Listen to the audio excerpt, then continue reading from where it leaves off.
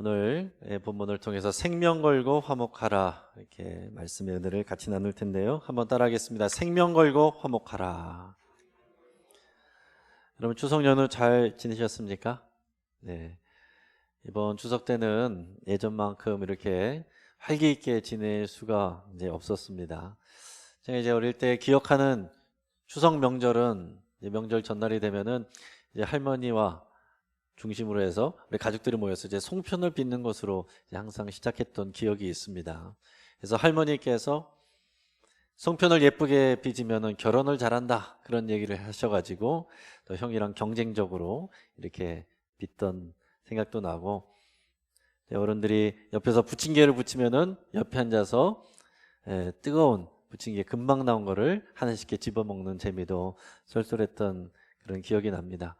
그래서 추석 당일이 되면은 제가 이제 초등학교 때까지는 이제 제사상이 차려진 가정 예배를 드렸어요. 그 당시 저희 할아버님은 이제 신앙은 있지만 교회는 다니시지만은 그러나 그래도 조상에 대한 효를 해야 된다 이런 생각이 많이 있으셔가지고 제사상을 차려놓고 예배를 드렸습니다. 그래서 저도 어릴 때는 원래가 그렇게 예배하는 줄 알고 이렇게 보고 배우게 됐는데, 그래서 이제 홍동백선이 어동육선이 이런 것도 그때 배우게 되고, 끝나고 나면은 지방을 마당에서 이제 불러 태우는 이런 것도 해보는 그런 경험들이 기억이 납니다. 그리고 가족들과 함께 맛있는 음식을 먹고 또 윷놀이도 하고, 그리고 이제 그런 명절 연휴가 되면은 꼭 저희 할머니 할아버지는 TV 틀어서 민속 씨름대회 보면은 왜 저런 걸 보지 그러면서도 재밌게 같이 따라 봤던, 그래서 저에게 있어서 어릴 적에 이 추석에 대한 이미지들을 떠올리면은 가족과 친지들이 함께 다 모이고 맛있는 음식을 먹으면서 또 이렇게 하나님 앞에 예배하는 날, 저에게는 이렇게 각인이 됐습니다. 근데 요즘에 코로나로 인해서 이번에는 부모님을 찾아뵙는 것이 어려운 상황이 됐습니다. 그래서 부모님을 찾아뵙지 않는 것이 효도다, 정부에서 이렇게 하니까 많은 분들이 또 그렇게 한 줄로 알고 있습니다. 근데 아이러니한 것은 이 관광지의 콘도는 10,000원이었다 그러네요.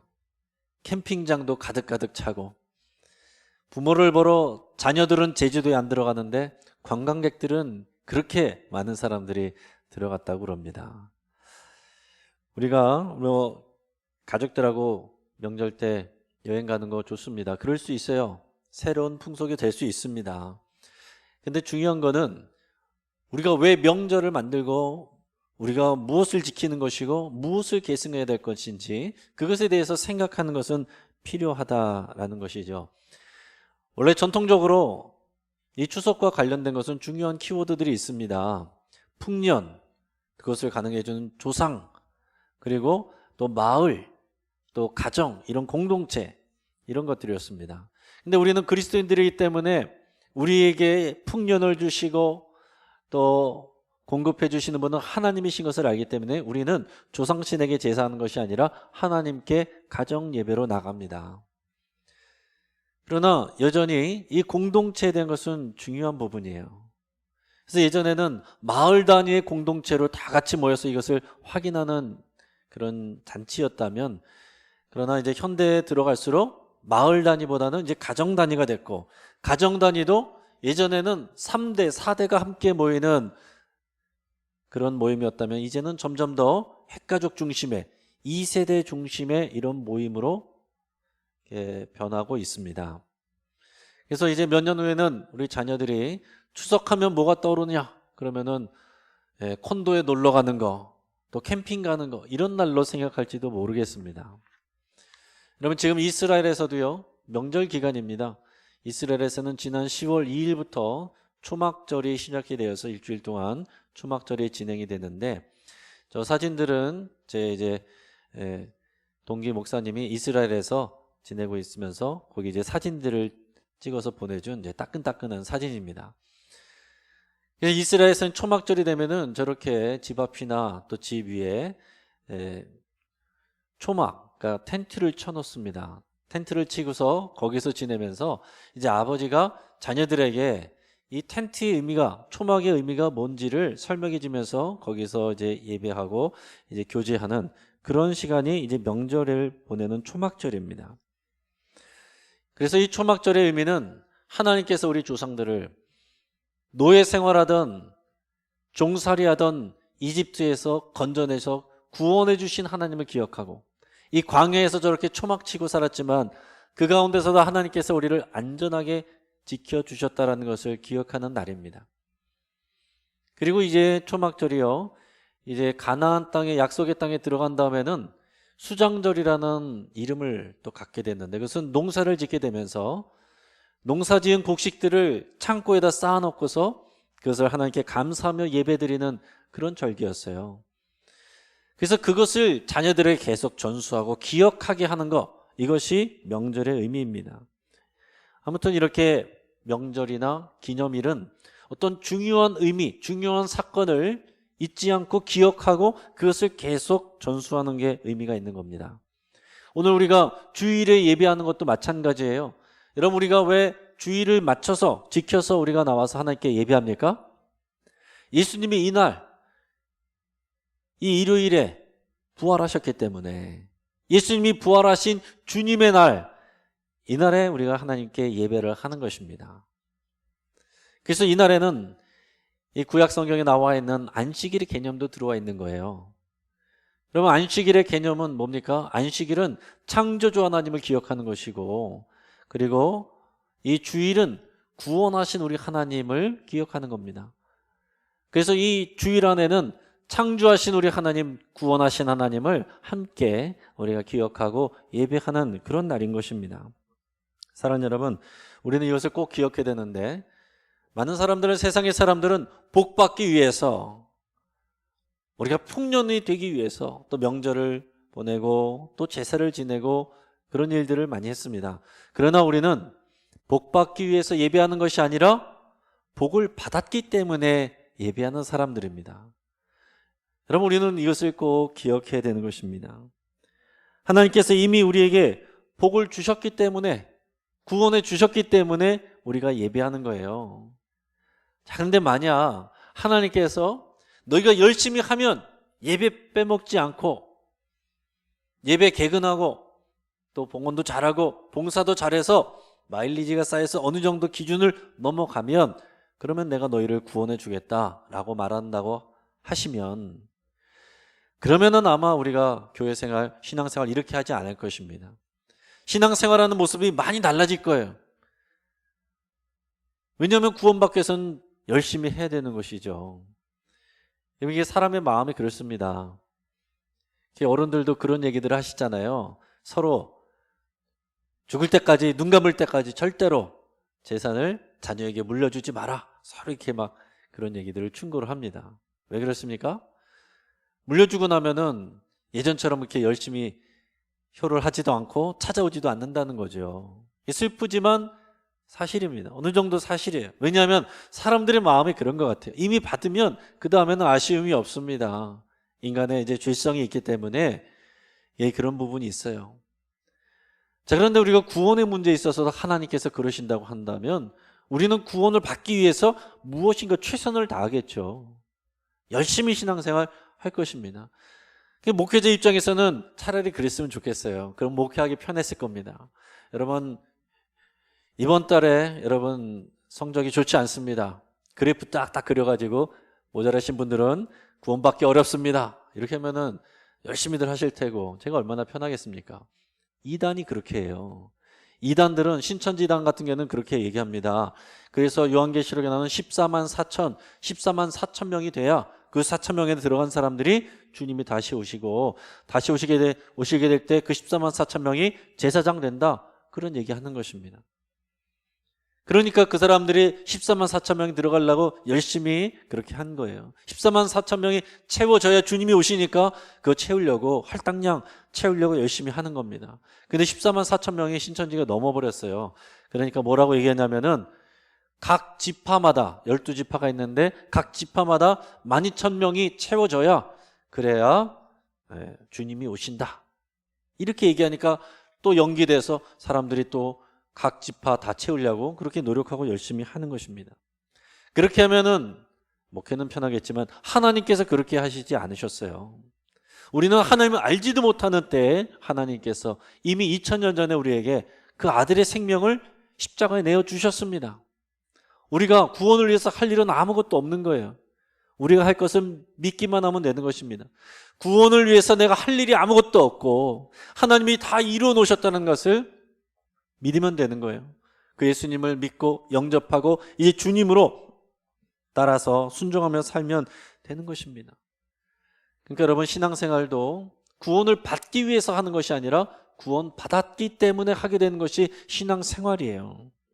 여기 교회 안에는요, 항상 문제가 되는 두 가지 부류가 있습니다. 나는 여기에 혹시 해당되지 않는지 여러분 잘 점검해 보시기 바랍니다. 첫째 부류는 구원 받기 위해서 뭔가 신앙생활을 열심히 하는 분들이 있어요. 구원의 확신이 없어요. 교회는 나오는데 말씀 위에서 내가 구원의 확신은 없고, 그러니까 불안하니까 뭔가 열심히 해서 그것을 보상하려는 그런 분들이 있습니다.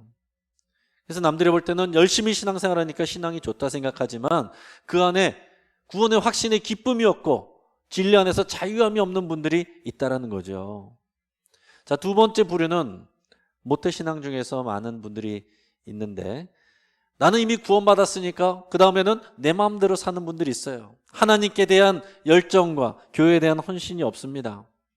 나는 이미 구원받았으니까 나는 믿음이 있노라 말하면서 그 다음에 나는 뭐 상급 필요 없습니다. 나는 단지 이 세상에서 내가 하고 싶은 거 하고 내가 먹고 싶은 거 잘 먹고 내가 하고 싶은 거 이루고 싶은 거 하나님이 잘 도와주시면 내가 바라는 것은 단지 그것뿐입니다. 이렇게 생각하는 경우가 있다라는 것입니다. 그러나 이 두 가지 다 온전하지 못한 것입니다. 내가 혹시 이 두 가지 안에 해당되지 않는가 여러분 잘 생각해 보실 수 있기를 바랍니다. 하나님께서 우리를 구원해 주신다라는 표현, 이거보다 오늘 본문에서는 더 풍성하고 깊은 본질적인 그런 표현을 가르쳐 주셨어요. 구원받는다라는 표현보다 더 본질적인 표현은 뭐냐면, 여러분 따라해 보겠습니다. 화목해 되다. 화목입니다. 화목. 하나님께서 우리와 하나님 당신을 화목해 하시는 것, 이게 우리가 구원받았다라는 표현이에요. 이게 더 깊은, 더 큰 의미를 담고 있는 것입니다. 구원받아서 끝이 아니고 화목해 된다라는 더 큰 의미 안에 구원도 들어있는 것입니다. 그럼 반대로 화목해 되지 못했다, 구원받지 못한 것은 화목해 되지 못한 것이죠. 화목하지 않은 상태입니다. 하나님과 화목하지 않았다라는 것은 하나님하고 별로 친하진 않다, 좀 서먹서먹하다, 그런 내용이 아니에요. 성경에서 하나님과 화목해 되지 못했다라는 것은 무슨 의미냐면 하나님과 원수가 된 상태다라는 얘기입니다. 나 하나님 잘 모르는데요, 하나님 미워한 적도 없는데요, 그러나 이미 우리는 하나님과 원수된 상태로 태어나 있는 거예요. 우리는 그것을 꼭 알아야 되는 것입니다. 오늘 먼저 본문 말씀을 같이 읽어보겠습니다. 화목이라는 말에 집중해서 이 말씀을 같이 읽어보겠습니다. 저 시작. 그런즉 누구든지 그리스도 안에 있으면 새로운 피조물이라. 이전 것은 지나갔으니 보라 새 것이 되었도다. 모든 것이 하나님께로서 났으며 그가 그리스도로 말미암아 우리를 자기와 화목하게 하시고 또 우리에게 화목하게 하는 직분을 주셨으니 곧 하나님께서 그리스도 안에 계시사 세상을 자기와 화목하게 하시며 그들의 죄를 그들에게 돌리지 아니하시고 화목하게 하는 말씀을 우리에게 부탁하셨느니라. 그러므로 우리가 그리스도를 대신하여 사신이 되어 하나님이 우리를 통하여 너희를 권면하시는 것 같이 그리스도를 대신하여 간청하노니 너희는 하나님과 화목하라. 아멘. 하나님께서 예수 그리스도의 생명을 통해서 우리를, 하나님과 우리 사이를 화목해 하셨다. 그게 우리가 구원받았다는 표현인데, 화목하지 않은 것은 원수되었다라는 것입니다. 로마서 말씀 5장 10절 말씀을 같이 한번 읽어보겠습니다. 저 시작. 곧 우리가 원수되었을 때에 그의 아들의 죽으심으로 말미암아 하나님과 화목하게 되었은즉 화목하게 된 자로서는 더욱 그의 살아나심으로 말미암아 구원을 받을 것이니라. 아멘.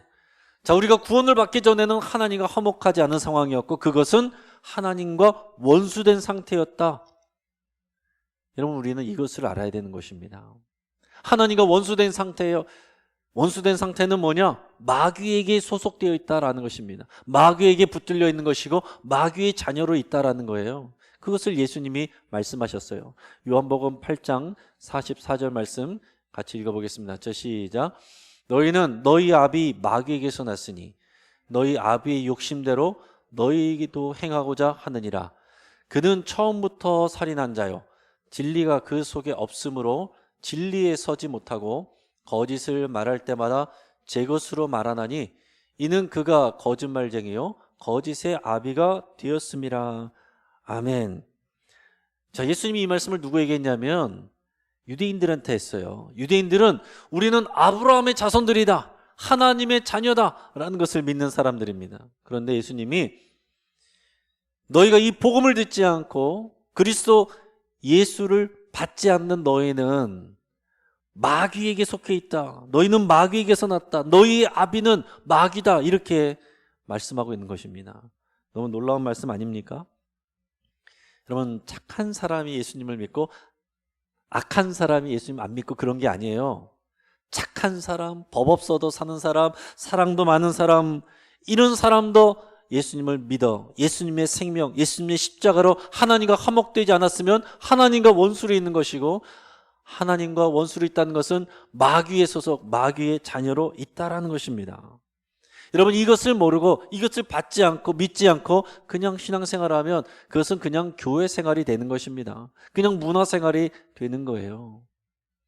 여러분, 우리가 이것을 믿는다고 한다면 우리 가족들이 하나님과 원수되어 있고 마귀의 자녀로 남아있고 하나님의 심판과 영원한 형벌이 눈앞에 뻔히 있는데 그것을 알면서도 그냥 세상에서 건강하게 하는 일 잘 되고 사업 잘 되고 진로만 열리면 그냥 그것이면 감사하고 단지 아쉬운 것은 교회 안 나오는 거, 이렇게 얘기할 수 있겠느냐 말입니다. 교회 안 나오는 정도가 아니라 하나님과 원수되어 있는 상태이고 마귀에게 붙들려 있는 상태인데 지금 우리의 관심이 어디에 가 있어야 되냐라는 얘기죠. 여러분, 화목하게 된다, 그래서 하나님과 뭐 큰 문제 없이 지낸다는 그런 표현이 아닙니다. 이건 관계적인 표현이죠. 화목하게 되는 것은 하나님과 관계 회복을 말하는 거예요. 그 관계의 회복이 안 된 것은 우리 죄 때문에 그런 거예요. 죄 때문에 하나님과 관계가 깨진 것입니다. 이것을 해결할 수 있는 것은 하나님이 보내주신 예수 그리스도의 생명밖에는 없어요. 예수님이 오신 것도 우리의 죄 때문에 그런 것입니다. 우리가 하나님과의 관계가 회복하고 하나님과의 관계가 화목하게 된다는 것, 그것은 우리의 죄 문제를 해결하는 것이고 그것은 오직 예수 그리스도의 십자가 말고는 안 되는 것입니다. 여러분, 우리가 관계라는 것, 명절에 우리 부모님들도 그렇잖아요. 부모님들도 우리 자녀들이 찾아오면 너무 반가운데 용돈 주면 더 좋죠. 자, 그런데 우리 자녀들이 더 중요한 건 뭡니까? 부모님들을 사랑하고 공경하고 부모님들을 신뢰하고 그 사랑의 관계가 더 중요한 거 아니겠어요?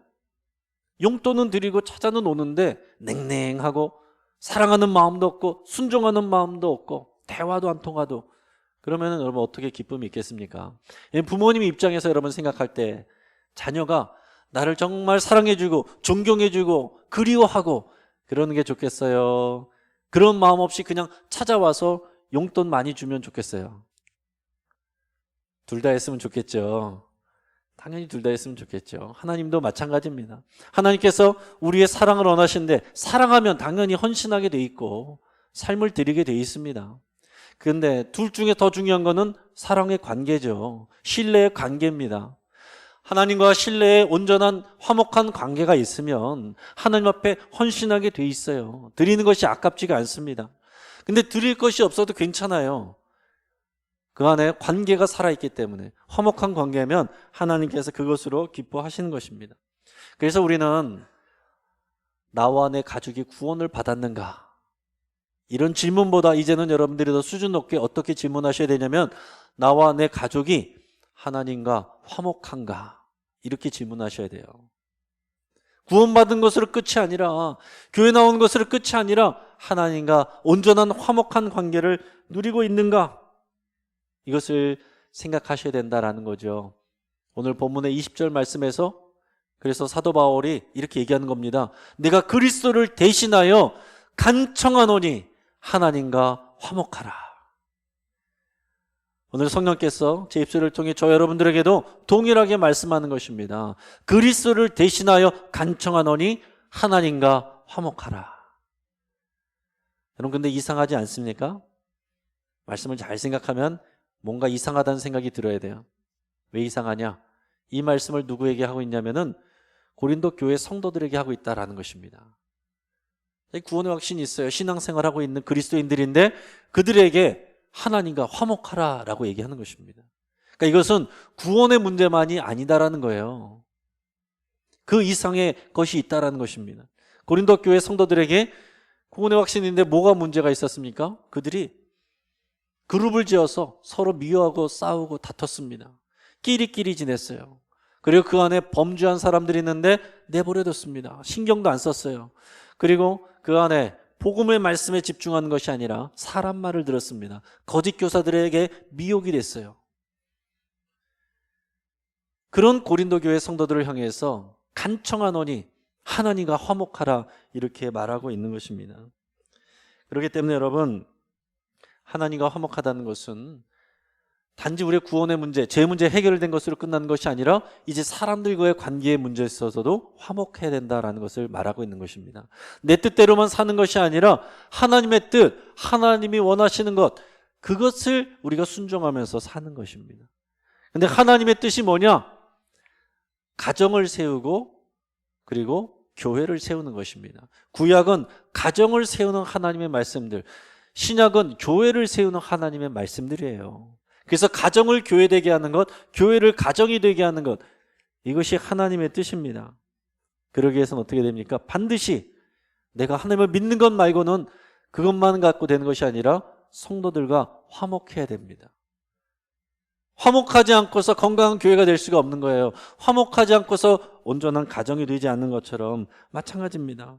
가족끼리 또 성도끼리 다투고 싸우고 화해하지 않는 상황에서 하나님만 열심히 믿으면 하나님께서 우리를 보면서 나와 화목하라 이렇게 말씀하시는 것입니다. 개인적으로도 마찬가지예요.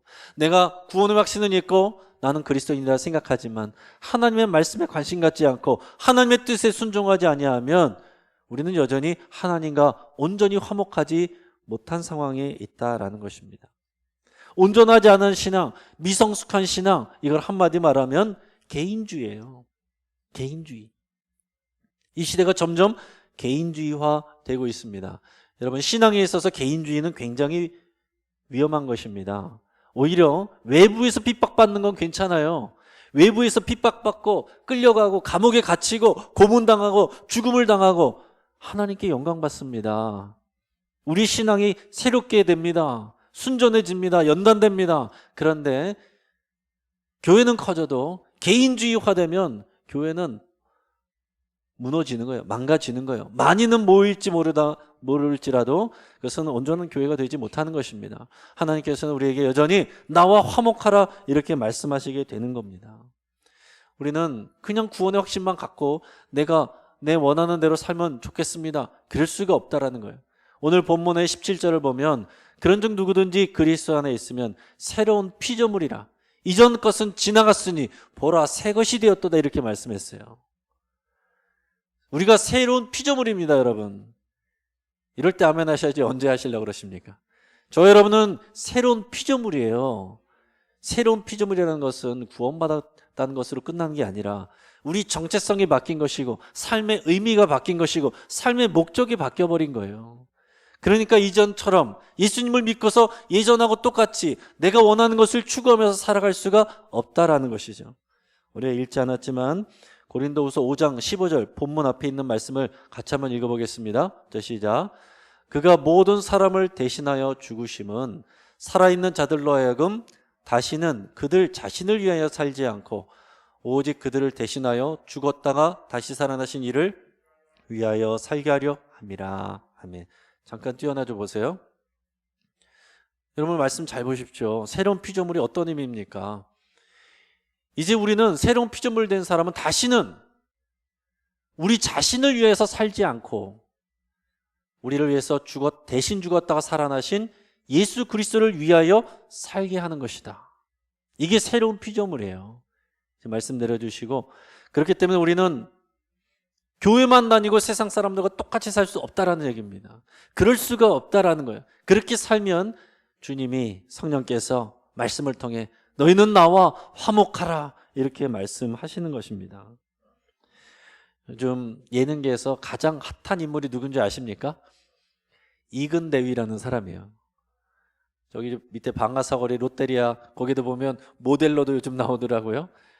근데 이 사람이 특수부대 훈련 교관인데 얼마 전에 그런 예능 프로그램 안에서 일반인들을 데려다가 신청자들을 받아서 특수부대 훈련을, 강력한 훈련을 시킨 겁니다. 여기에 훈련 교관이었는데, 훈련 교관으로서 이 사람이 강조하는 게 뭐냐면 팀워크예요. 팀워크. 혼자서 잘하는 것이 아니라 다른 팀원들을 챙기고 배려하고 함께 가고자 하는 그런 팀워크를 배양하는데 중점을 뒀습니다. 자, 그런데 이제 그 프로그램에서 이제 훈련 과정 가운데 이제 IBS라고 하는 무거운 이 고무보트를 다 같이 이제 팀이 함께 이렇게 머리에 이고 또 이동하고 그러는 게 있어요. 근데 그 중에서 이 4번 훈련생이 계속 요령을 피우는 겁니다. 근데 내가 요령을 피우면 다른 사람들이 힘들어지는데 내가 힘들겠으니까 나 살자고 자꾸 요령을 피우는 거예요. 그래서 그 이근대위한테 그 4번 훈련생이 계속 지적을 받았어요. 그러면서 뭐라 그러느냐, 4번 너 놀고 있지, 4번 너는 팀워크가 없어, 4번 너는 개인주의야, 4번 너는 혼자밖에 생각하지 않아, 뭐 이런 얘기들을 계속해서 너는 개인주의야, 이게 요즘에 하나의 유행어가 되어 있습니다. 저는 이 고린도 교회에 보내는 사도 바울의 편지를 읽을 때마다 사도 바울의 마음을 느낍니다. 그리고 요즘에 보는 이 이근대위와 같은 그런 자세가 아니었을까 이런 생각을 해보는 거예요. 왜요? 고린도 교회에 사도 바울이 계속 편지하고 방문하고 그럴 때마다 교인들이 좋아하는 게 아니고 싫어하고 부담스러워하고 상처받고 계속해서 너희가 뭘 잘못했다고 이근대위가 그러는 것처럼 사도 바울도 고린도 교회에 그렇게 자꾸 지적하고 채찍질하는 거거든요. 그러니까 계속 욕먹고 비판받고 상처받는 일들이 생기고, 차라리 관계 안 하면 편할 텐데 사도 바울이 그럴 수가 없는 것입니다. 왜 그렇습니까? 왜냐하면 이 교회를 위한 화목하게 하는 직분을 받았기 때문에 그런 것입니다.